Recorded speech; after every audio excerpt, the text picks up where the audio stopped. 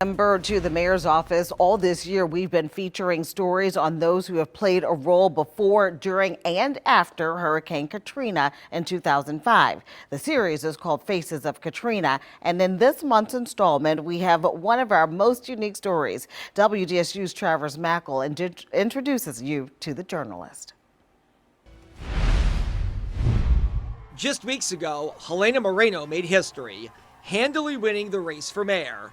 And in January, after taking the oath of office, she'll become the city's first Latina mayor, a far cry from where she was 20 years ago. I'm Helena Moreno, and back during Hurricane Katrina, I was a journalist. Moreno started here at WDSU in 2001 as a reporter and was the morning anchor with experience covering major weather events when Katrina made landfall. All right, Margaret, what can you tell us? It's a Category 5. It's so weird, too, because it's like you go back and you think back in your mind of different things, New Orleans, and then all of a sudden it hits you that, wait a second, that was before Katrina. And seeing the destruction, the loss of life, the chaos that ensued to get people back home and made whole changed Moreno.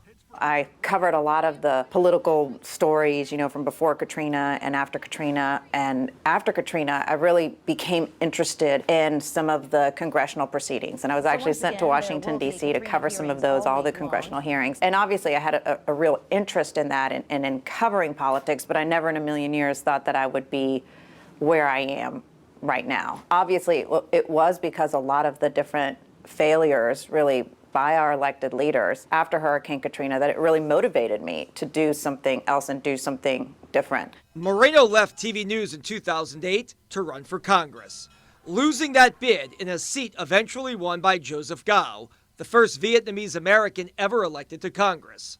But in 2010, she won election to the state house and served there until she was elected to the city council for an at-large seat in 2017. Sticking to things journalists strive for: transparency and accountability. It's really interesting because I guess I still have so deep within me that journalist, that writer in me. And so I actually use those skills every single day and have, during my time in the legislature, my time on the city council, and I know I will during my time as mayor. And Moreno says she's ready for the challenge because even though we're 20 years past the deadly storm, issues from Katrina still loom large. We still have so much work to do. There's still many inequities that existed then, exist now. But the 48-year-old Democrat says she learned something 20 years ago when the city was devastated by the worst storm to ever hit this area, and it still motivates her today. Every step that I took here in the city of New Orleans prepared me to be right in this very spot.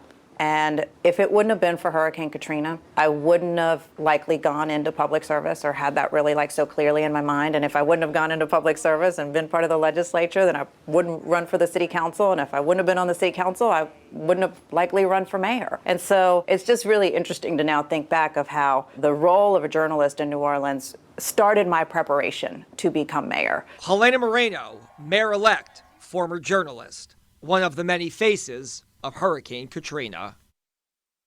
All year long, we have highlighted major players involved in the planning, preps, and recovery surrounding Hurricane Katrina. All these stories can be found on our website, WDSU.com.